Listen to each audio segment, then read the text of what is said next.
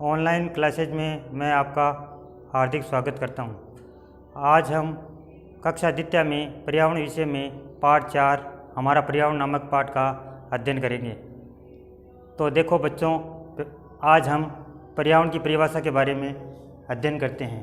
सबसे पहले हम पर्यावरण की परिभाषा के बारे में जानकारी प्राप्त करते हैं कि हमारे चारों ओर जल, वायु, पर्वत, नदियाँ, घाटी, मिट्टी, कंकड़, पत्थर, चट्टानें, पेड़ पौधे, जीव जंतु, पशु पक्षी, जंगल, तालाब, झीलें, सड़कें आदि हैं।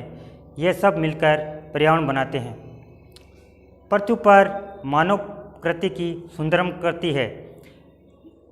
इसके द्वारा मानव ने अनेक खोजें किए और मनुष्य ने अपना जीवन सुविधामय बना दिया है। धीरे धीरे मानव ने पशुओं को पालना शुरू किया। जैसे गाय, भैंस, बकरी, घोड़ा, गधा आदि पशुओं को पाला और पशुओं से हमें अनेक प्रकार की वस्तुएं प्राप्त होती है। जैसे पशुओं से मानव को दूध, मांस, खाल आदि प्राप्त होते हैं और खाल चमड़े से हम जूते, बैग, चप्पल आदि बनाए जाते हैं।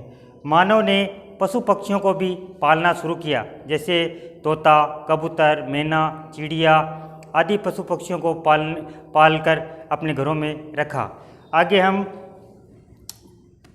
ऊँट, हाथी और घोड़े के बारे में विस्तृत जानकारी करते हैं। ऊँट को रेगिस्तान का जहाज कहते हैं और ऊँट सप्ताह में एक बार पानी पीता है और फिर उसको पानी पीने की ज़रूरत नहीं पड़ती है। ऊँट सामान ढोने और सवारी दोनों के काम आते हैं। दूसरा हमारा आता है हाथी। हाथी एक विशाल जानवर होता है। इसके एक लंबी सूंड होती है।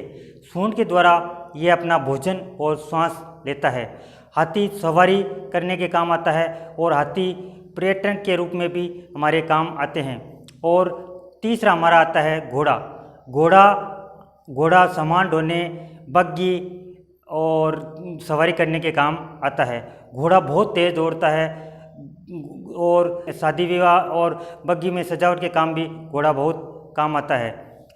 तो हम आज देखो बच्चों, हमने आज पर्यावरण की परिभाषा के बारे में अध्ययन किया। तो हम पर्यावरण की परिभाषा इस पाठ में से खोजेंगे कि कहाँ हमारी ये परिभाषा मिलती है। तो हम सबसे पहले ऊपर देखते हैं। देखो भाई प्यारे विद्यार्थियों, यहाँ पर शुरू में हमें ऊपर देखते हैं। यहाँ से शुरू होगी हमारी पर्यावरण किसे कहते हैं, इसकी परिभाषा यहाँ से शुरू हो रही है। देखो हमारे चारों ओर जल, वायु, पर्वत, नदियाँ, घाटी, मिट्टी, कंकड़, पत्थर, चट्टानें, पेड़ पौधे, जीव जंतु, पशु पक्षी, जंगल, तालाब, झीलें, सड़कें आदि, ये सब मिलकर हमारा पर्यावरण बनाते हैं। यहाँ तक इसकी परिभाषा बनती है।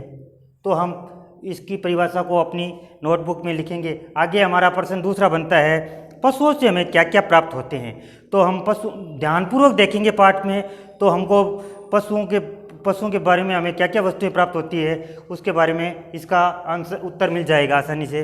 तो यहाँ पर हम देखते हैं। देखो प्यारे विद्यार्थियों, यहाँ पर देखो पशु नाम आया है। पशुओं से मानव को दूध है, मांस है, खाल है आदि प्राप्त होते हैं।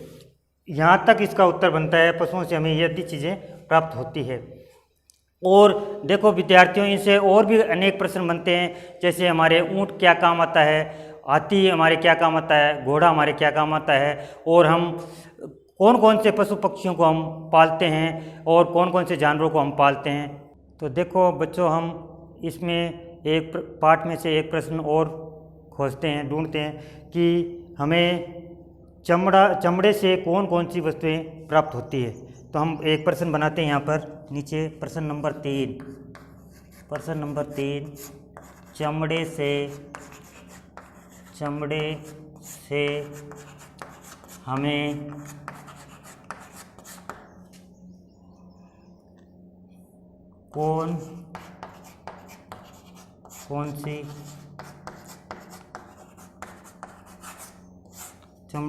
हमें कौन सी वस्तुएं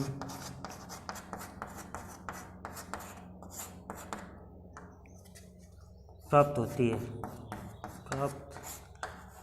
है।